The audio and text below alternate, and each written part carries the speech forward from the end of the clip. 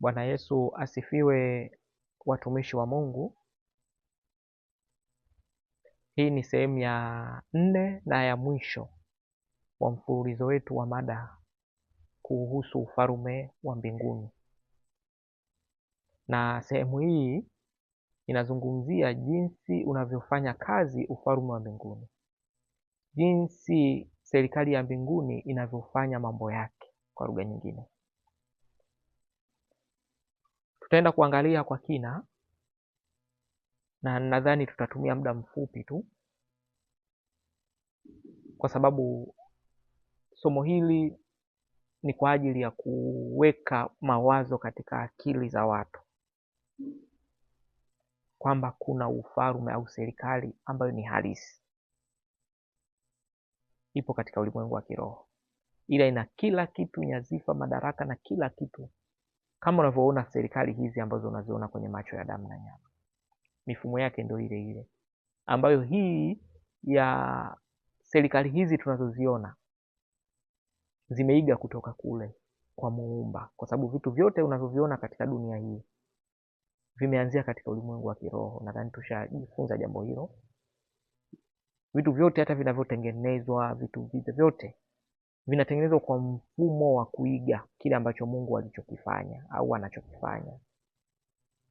Kwa maana hiyo tutaenda kuangalia sasa jinsi inavyo operate serikali hiyo, na tushazungumza ya kwamba serikali hiyo ina rais, ina makamu wa rais, ina waziri mkuu, ina mawaziri hadi nyadhifa za chini, zote zipo katika mpangilio wake.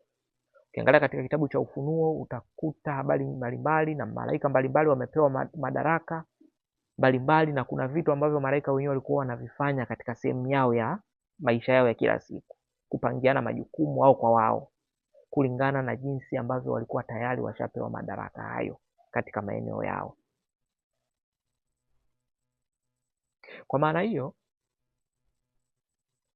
katika sekta zote Mungu anabaki yeye ni Mungu tu, hakuna wa kulinganishwa na yeye katika cheo chake.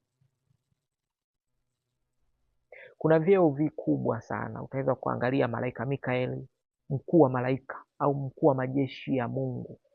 Malaika Mikaeli iko ni cheo cha pili cha ukuu katika ufalme wa mbinguni,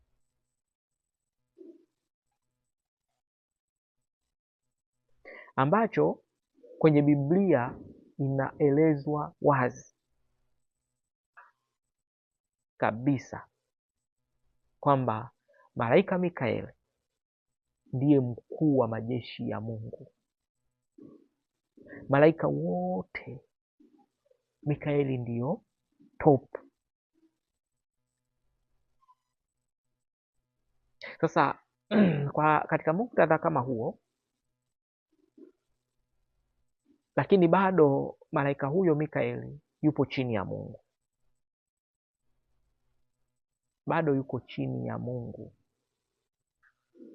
Mungu anabaki kuwa mkuu wa vyote. Sasa tukiangalia katika kitabu cha Zaburi 104 mstari wa 4 inasema, yeye huwafanya malaika zake kuwa roho na wahudumu wake kuwa moto uteketezao. Na katika andiko hilo linaeleza wazi ya kwamba malaika Mungu huwatumia kwa namna anavyotaka yeye. Anaweza akamtumia Mikaeli, anaweza akamtumia Gabriel, anaweza akamtumia Rafaeli, anaweza akamtumia Anaeli, anaweza kumtumia Fanueli, anaweza akamtumia Barakieli, anaweza akamtumia Serafi, anaweza akamtumia malaika yeyote, hata kutia ndani wale viumbe hai 4 kwa namna yoyote ile, kwa malengo yake yeye mwenyewe. Hana kikomo na hakuna mtu wa kumzuia, kwa sababu wale wapo kwa ajili yake ili wamtumikie, na anaweza akawabadili vile anavyotaka yeye wawe katika appointment yake. kumhusu malaika husika anataka kumtumia muda ule. Kwa hiyo tukiangalia pia katika kitabu cha Waebrania sura ya 13,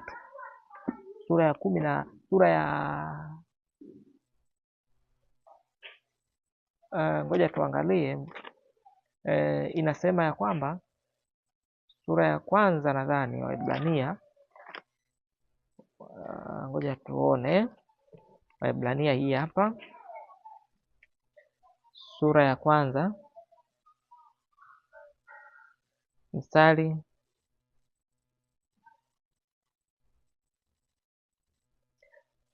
ukiangalia mstari wa 7 anarejelea andiko ambalo amelinukuu kutoka katika lile andiko la Zaburi 104 mstari wa 4 tuliolisoma, kwamba na kwa habari za malaika Mungu anasema ya kwamba afanya malaika zake kuwa pepo na watumishi wake kuwa miale ya moto au moto uteketezao. Lakini ukiendelea pale mstari wa 14 ndio pointi yangu ilipokuwa.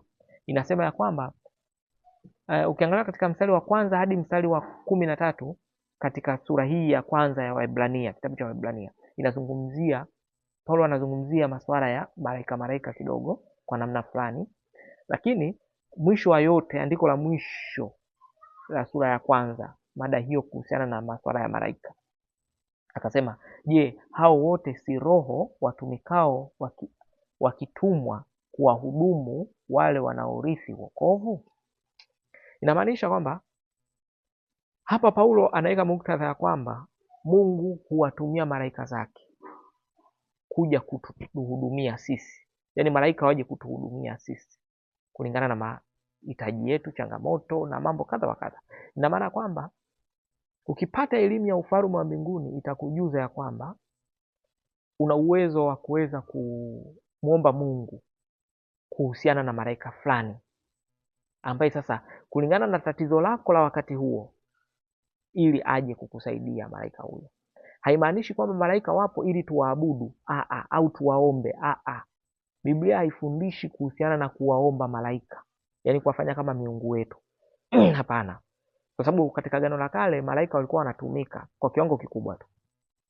Walionekana kwa Gideoni, walionekana kwa Daudi, walionekana kwa Maria, walionekana kwa Zakaria, walionekana katika maeneo mbalimbali. Waliwatokea kwa Ibrahimu na watu kadha wa kadha. Lakini kulikuwa na itirafu katika Agano la Kale kwamba baadhi ya visa vilionyesha kabisa kwamba walifikia hatua malaika akionekana sehemu fulani wanatengeneza sanamu ya yule malaika, muonekano mfano wake, na kuanza kuabudu eneo lile au kumwabudu lile sanamu ya yule malaika mfano wa hivyo. Ni makosa. Malaika hawatakiwi kuabudiwa ijapokuwa wanatutumikia, au tunaweza kwamba tukamwomba Mungu waje watutumikie. Kwa maana hiyo ni lazima tujue jinsi ulimwengu huo au malaika wanavyoweza kututumikia sisi tunaorithi wokovu, kwa sababu Biblia imeweka wazi kabisa Mungu anawatumia malaika zake waje kwa ajili yetu sisi tunaorithi wokovu. Na ndio maana hata Yesu katika kisa fulani alisema kwamba kile kipindi wakati alipokuja kukamatwa ule usiku ili kwenda kupelekwa katika kushutuma zile hadi zilizopelekea kwamba ahukumiwe, alisema kwamba ufalme wangu si sehemu ya ulimwengu huu. Ingekuwa ufalme wangu ni sehemu ya ulimwengu huu, ningemwomba Baba yangu aniagizie vikosi vyake zaidi ya 12 vya malaika waje kunipigania. Hasemi kwamba Mungu ashuke kuja kunipigania. Mungu anawatumia malaika zake kuja kutupigania, si ndio? Kwa hiyo malaika kwa muktadha wa Biblia wapo kwa ajili ya kutuhudumia. Inamaanisha unavyojua kwamba shida yako inatakiwa malaika gani, kama Yesu alivyosema aniagizie zaidi ya vikosi 12 vya malaika wake waje kunipigania. Na maana Yesu alikuwa anatambua uwepo wa vikosi vya malaika. Tukiangalia hata kwa Elisha alikuwa na uhakika wa maisha kwa sababu alikuwa anajua au alikuwa na elimu kuhusiana na ulimwengu wa kiroho na malaika anawajua. Inamaanisha hata alipokabiliwa na matatizo fulani, akajua kuna malaika wa sekta hiyo. Inamaanisha alikuwa hana wasiwasi kwa sababu alikuwa anajua malaika wapo watampigania. Ila yule Gehazi mtumishi wake alikuwa hajui elimu hiyo, hana. Ina maana yeye akaanza kupapalika, hajui cha kufanya. Na wakati mtu mwenye elimu, mwenye utambuzi na mwenye kujua hana wasiwasi. Inamaanisha hata wewe mwenyewe ukijua mambo haya na ukayamini na ukayafanyia utafiti wa kina, ukaelewa, ukipata elimu hii itakusaidia. Kuna wakati unaweza kukabiliana na changamoto, sio hadi ukimbilie kwa mtu akusuruhishie. Wewe mwenyewe una uwezo wa kusuruhisha. Ndio maana ya Yesu kutufanya sisi wote kuwa makuhani kwa Mungu wetu. Sijui mnanielewa? Kwa hiyo katika ufalme wa mbinguni malaika wapo kwa ajili yetu, watutumikie. Unaweza ukamwomba Mungu akuagizie malaika Mikaeli, naomba uniagizie malaika wako Mikaeli, naomba uniagizie malaika wako fulani, naomba uniagizie malaika wako fulani, naomba, kulingana na tatizo lako. Yaani sawasawa katika serikali hii ya ulimwenguni, katika shida yoyote ile, iwe ni kijiji, iwe ni kata, iwe ni mkoa, inapokabiliana na changamoto yoyote, haraka wanajua kabisa aliyopewa dhamana ya lile jambo ni waziri wa jambo lile. Ili jambo lao liweze kutatuliwa kiwepesi, lazima mfikie waziri anayehusika. Kama hizi nyadhifa za chini hazijafanya kazi, wanafikia waziri mwenye dhamana ile. Inamaanisha kuna wakati wewe hapo inatakiwa katika kesi yako umuombe Mungu akuagizie waziri husika ili aje kuitatua changamoto yako. Ufalme wa mbinguni na duniani unatofautiana kidogo tu, yaani vipointi vidogo vidogo.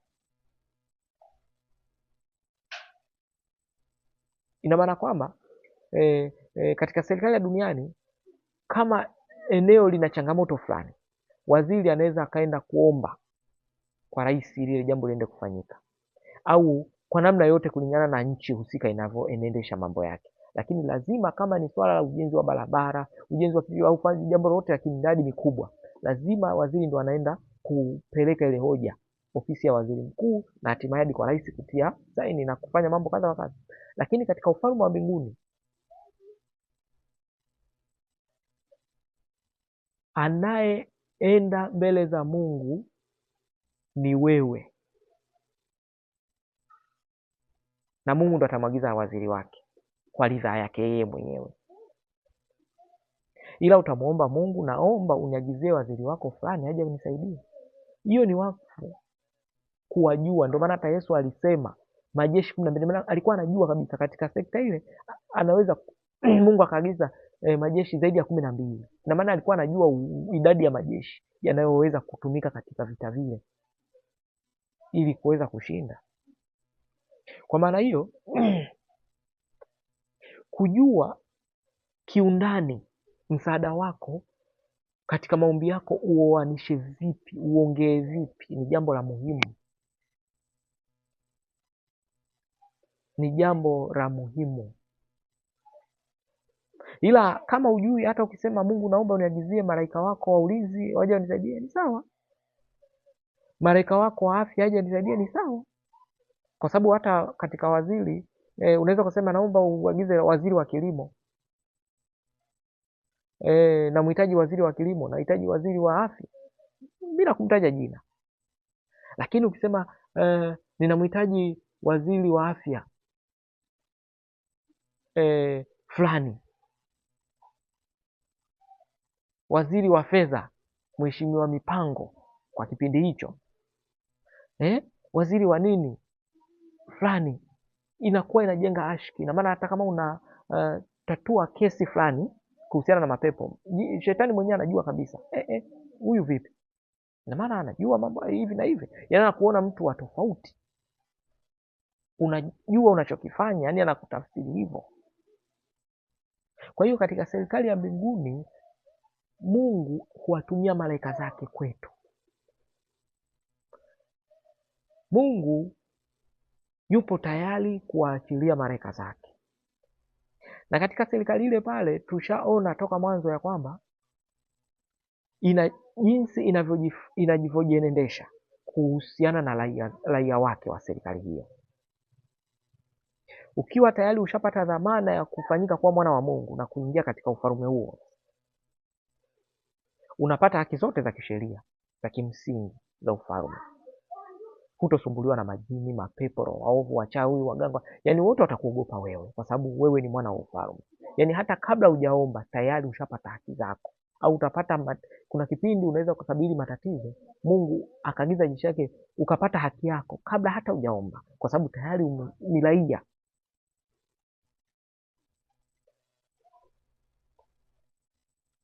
Na katika uraia wako huo, ukivunja sheria, ukivunja katiba sasa ya serikali hiyo, kama serikali tu ya hapa hapa duniani, ni serikali yako, ni raia wa serikali hiyo, lakini ukienenda kinyume na katiba, wamesema usifanye hivi, wewe ukafanya, ukakamatwa, utahukumiwa kulingana na katiba. Sio kwamba kwa kuwa wewe ni mgeni wa nchi, ni raia, lakini utahukumiwa na katiba ya nchi hiyo. Sio mtu wa kigeni atakuja kukuhukumu wewe, au jeshi lingine au mahakama nyingine ya kigeni ije, hiyo hiyo. Au Tanzania ina uadui na nchi fulani kwamba kwa kuwa umevunja sheria, sasa yule adui yake wa Tanzania ndio serikali hiyo hiyo ndio itakayo kuhukumu kulingana na katiba iliyowekwa. Inamaanisha sasa wewe ukiwa tayari umeshakuwa raia wa ufalme wa mbinguni, na ndio maana inashawishiwa na inahamasishwa na inaelezwa kwa kiwango kikubwa ya kwamba lazima uanze na kumtafuta Mungu kupitia neno lake, ili utakasike ndani yako, ili ukiwa raia uwe na misingi ya kujua yanayokupasa katika ufalme ule, ili usijikute unaingia katika matatizo. Kwa sababu ukivunja katiba, hata mfano ndio umeshajua, umeishi vizuri na Mungu, umeingia katika ufalme ule, alafu sifa zikakulevya ukaanza kuvunja sheria, utahukumiwa, sio na shetani, na serikali ile ya ufalme wa mbinguni. Kuna vitengo vya mahakama, kuna vitengo pale wa malaika waliopewa daraka la kufanya maamuzi 1, 2, 3. Unaweza usinielewe. Hebu tuangalie katika kitabu cha Wafalme wa kwanza, sura ya 22 mstari wa 19 hadi 22. Mstari wa 19 hadi 22 bila shaka itakuwa hapo. Wafalme wa kwanza, Wafalme wa kwanza sura ya 19 sura ya 22. Wafalme wa kwanza 22 sura ya 19 hadi 22. Imeandikwa kwamba 19 hadi 22 inasema, Mikaya akasema, sikia basi neno la Bwana. Nalimwona Bwana ameketi katika kiti chake cha enzi, na jeshi lote la mbinguni, yani malaika zake, wamesimama upande wa mkono wa kuume na wa kushoto. Bwana akasema, yani Mungu akasema, ni nani atakayemdanganya Ahabu ili akwee Ramoth Gileadi akaanguke? Basi huyu akasema hivi, yani malaika huyu akasema hivi, na malaika mwingine akasema hivi. Akatoka pepo akasimama mbele za Bwana akasema, mimi nitamdanganya. Bwana akamwambia, jinsi gani? Akasema, nitaondoka na kuwa pepo wa uongo kinywani mwa manabii wake wote. Akasema, utamdanganya na kudiriki pia. Ondoka ukafanye hivyo.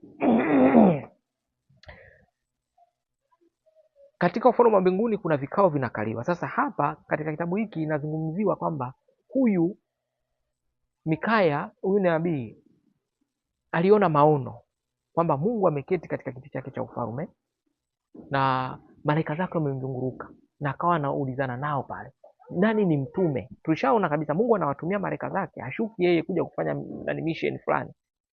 Mungu hashukagi ana wahudumu. Ndio maana katika kitabu cha Zaburi 104 na mstari wa 4 tulisoma kwamba huwafanya malaika zake kuwa roho, wahudumu wake kuwa moto uteketezao. Sasa hapo kuna mada ya roho, tumeiona kwamba roho ikasimama, roho moja ikajitokeza ikasimama mbele. Roho ni malaika, huwafanya kuwa roho. Kuna wakati malaika anashuka, anaweza akamtumia mtu akajibadili akawa roho akamwingia, kwa sababu malaika katika umbile lake hawezi kumwingia mtu, lazima ajibadili kuwa roho na kumwingia mtu. Yaani kama mapepo wale malaika waovu walioasi, waliofukuzwa mbinguni, hujibadili kuwa roho, na ndio maana huingia watu. Hizo ni kanuni za ufalme wa mbinguni, jinsi mambo yanavyofanyika. Kwa hiyo katika kile kikao wakajadiliana kwamba ni nani anaweza kwenda kufanya jambo hilo. Tukumbuke Mungu ana majeshi mengi ya kila namna, ya kila namna. Kuna watu wanasema mambo mabaya ni ya shetani tu. Kuna majeshi ambayo Mungu ameandaa kwa ajili ya kutekeleza hukumu, ambayo haraka haraka unaweza ukaona kwamba ni jambo ambalo ni baya, lakini ni hukumu katika serikali ya mbinguni zipo. Kwa mfano katika lile jeshi la Waashuru, bila kusahau pale ambapo wanajeshi 185,000 waliokuwa wanakuja kupigana na Yehoshafati, nakumbuka nadhani. Mungu akaagiza malaika wake mmoja wa hukumu. Yule malaika wa hukumu, lile jambo linaonekana sio zuri kwa upande wa wale walioona kwamba wameteketezwa wale watu. Ndio unaweza kusema Mungu amefanya jambo hili na linasikitisha, au jambo baya sana kuwa watu wote hawa. Linaonekana kama vile jambo baya, lakini ni hukumu. Mtu anaenda kinyume na utaratibu wake wa ufalme wake. Jeshi la kuhukumu, malaika wa kuhukumu hapo. Kwa kuna wakati kwamba sio kwamba kila jambo linaloonekana baya machoni pa watu kwamba linatoka kwa shetani. Hapana. Mungu anaweza akatengeneza mipango kwa ajili ya kuhakikisha mambo yanaenda vizuri. Kaangalia katika kisa cha Yusufu. Yusufu alitumbukizwa katika shimo, sio shetani ndo alifanya vile. Mungu aliseti mitambo, aliwafanya nafsi zao ziwe vile. Wale kaka zake Yusufu alizibadilisha, kwa sababu hata katika kitabu cha katika kisa cha Farao, si Mungu alimwambia Musa, mimi ninaufanya moyo wa Farao uwe mgumu ili nijidhihirishe nguvu zangu. Kwa hiyo hata kwa Yusufu Mungu aliufanya mioyo ya wale kaka zake kubadilika kuwa vile, afu akafanya tena wale watu kupita njia ile ili kumchukua, akafanya tena connection kwenda kwa, afu akafanya connection ili aende kule gerezani ili kumwandaa kumfua. Ile roho iliyoinuka kwa yule mama, yule mke wa Potifa, ilifanywa, ilitengenezwa ili Mungu misheni yake ikamilike. Sio kila kitu shetani, hapana. Kuna vitu vingine Mungu mwenyewe anavitengeneza ili viwe sawasawa na mapenzi yake. Kwa hiyo hapa tunaona katika kikao hiki Mungu anauliza katika jopo lake lote la malaika zake, sekta zote za hukumu, sekta za zote anazo pale, anauliza ni mtume nani katika misheni hii ya kumdanganya Ahabu. Wengine kulingana na sekta zao, kwa sababu malaika ni waaminifu na washikamanifu, wakipangwa hapa hawatoki nje ya mada. Kwa ina maana wale walibaki wanaulizana pale, wanaona pale, lakini mwenye kitengo chake akajitokeza tu, mimi hapa ninaweza, nitajibadili kuwa roho wa uongo na kuwaingia manabii wake, na akamwambia basi sawa, sawa, fanya, nenda, na akaenda. Kwa hiyo katika serikali ya mbinguni haipo katika vile ambavyo watu wanazungumzia kwamba Mungu ni mwema, Mungu ni yani, na watu jambo baya likitokea mtu anaanza kuuliza, je, hili jambo baya limetokea ametenda dhambi gani au inakuwaje? Kuna mambo mengine yanatokea ili mradi mpango wa Mungu ukamilike, sio kwamba mtu anakuwa amefanya dhambi. Ili mradi tumisheni ikamilike ya ufalme. Ina maana utahukumiwa ukitenda makosa na jeshi au mahakama ya serikali ya mbinguni, ukivunja katiba ya mbinguni. Na ukizoea kufanya hivyo, usipotubu, usipojiungamanisha vizuri, usiporejelea tena, unafutwa kuwa raia wa ufalme, tofauti na serikali za duniani. Sasa ndipo ambapo eneo linalotofautiana serikali ya mbinguni na duniani, eneo hilo. Serikali ya duniani ukikosea utafutwa kwa mfumo wa kuwekwa gerezani, kifungo cha maisha. Ndio maana pale umetolewa katika yani umetolewa kuwa raia, unawekwa katika kundi la kuwa mfungwa, sehemu ambayo huoni tena dunia, huoni tena haki zile za kiraia, huzipati. Ndio maana unatengwa, yani kule ndo kama kwa shetani gerezani. Sasa katika ufalme wa mbinguni unafutwa wa raia wa ufalme wa mbinguni, unatupiliwa kuwa raia wa shetani. Utakuwa upo eneo lile sasa, ambao ndio kama magereza katika serikali hii. Shetani atakutumia, shetani atakuchezea, shetani atakufanya vile anavyotaka yeye, kwa sababu tayari sio raia. Na ndio maana Yesu alisema kwamba nimekuja kuwaweka huru waliofungwa. Kifungo chenyewe ni cha shetani. Watu wapo katika magereza za shetani. Kwa maana hiyo, ukifanya kinyume, serikali ya mbinguni inakuweka au inakufuta uraia.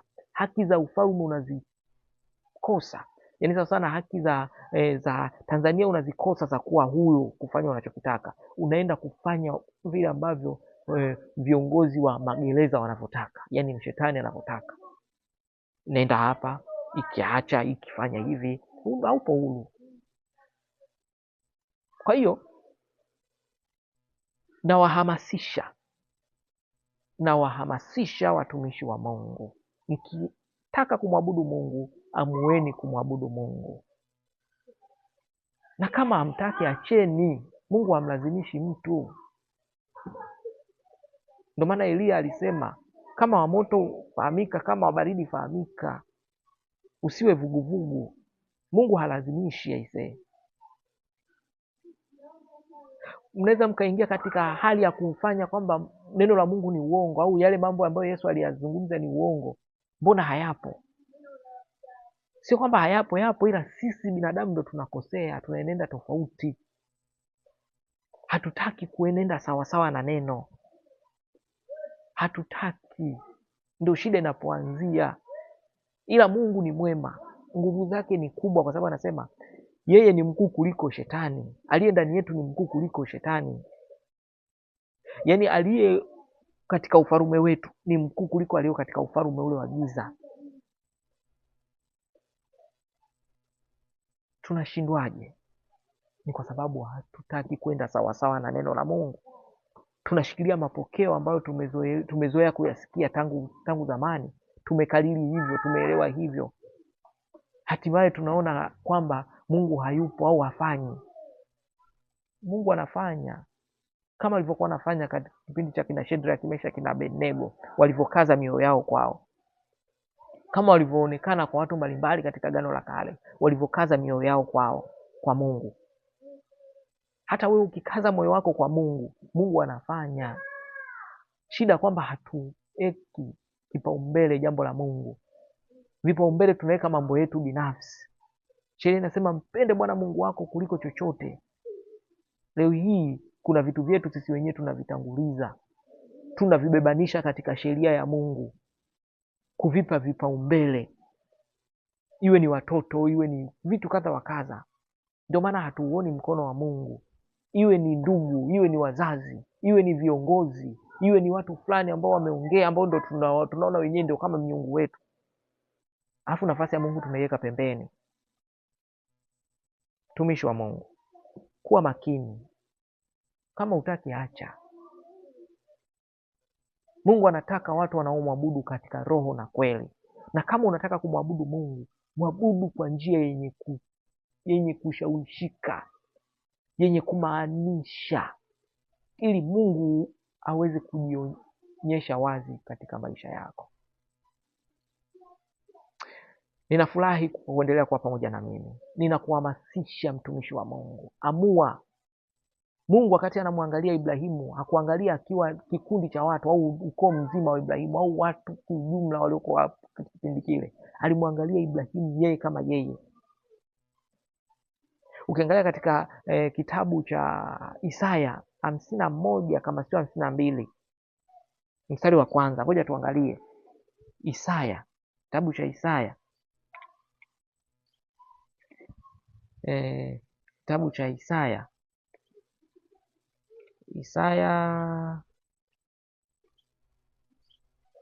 51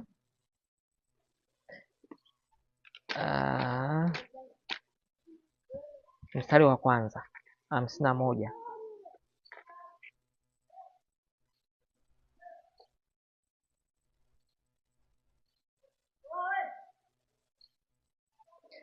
Mstari wa pili 51 mstari wa pili inasema kwamba, mstari wa kwanza, tuanze na mstari wa kwanza. Inasema, nisikilizeni ninyi mnaoifuatilia haki, ninyi mnaomtafuta Bwana, uangalieni mwamba ule ambao mlitolewa kwa kuchongwa, na tundu la shimo ambalo mlitolewa kwa kuchimbuliwa. Mstari wa pili sasa inasema, mwangalieni Ibrahimu baba yenu na Sara aliyewazaa, kwa maana alipokuwa mmoja tu nalimwita, nikambariki, nikamfanya kuwa wengi. Mstari wa kwanza anasema, nisikilizeni ninyi mnaofuatilia haki, ninyi mnaomtafuta Mungu. Yaani sasa wewe unayemtafuta Mungu nisikilize. Mstari wa pili inasema ya kwamba tumwangalie Ibrahimu alipokuwa mmoja tu, Mungu alimwita na akambariki na akamfanya kuwa wengi. Mungu haangalii kikundi cha watu, eti kanisa zima, eti jopo zima, kikundi, au wewe na rafiki yako fulani, au Mungu haangalii. Mungu anaangalia mmoja mmoja kibinafsi. Hata huyo rafiki yako anamwangalia akiwa kipekee. Kwa hiyo maamuzi ni ya kwako wewe mwenyewe, ufanye au usifanye, lakini Mungu kanuni yake ipo pale pale. Waabudu wa kweli watamwabudu Mungu katika roho na kweli. Hiyo ndio misingi husika ya kumwabudu Mungu. Nje ya hapo hakuna ibada inayokuwa na mashiko mbele za Mungu. Atakuvumilia tu, kukuwekea subira kwamba utabadilika. Ndio maana bado upo mbele zake, na uwe tayari kubadilika. Sasa uwe tayari kufanya maamuzi pindi ambapo Mungu anakusubiria ili ufanye maamuzi. Sio Mungu anakusubiria afu wewe umekaa hauna bidii yoyote katika mambo ya ufalme wa mbinguni, katika neno la Mungu huna bidii. Mungu atakutapika tu. Mimi nadhani tuishie hapo. Ninashukuru kwa kuendelea kunifuatilia, kwa kufuatilia video hizi, mfululizo wa mada hii kuhusiana na ufalme wa mbinguni mwanzo hadi mwisho. Mungu akubariki, aendelee kuachilia neema juu yako, baraka ziweze kwenda kufunuka za kujua ulimwengu wa kiroho na kujua neno la Mungu kwa kiwango kikubwa. Endelea kunifuatilia katika video nyingi mbalimbali.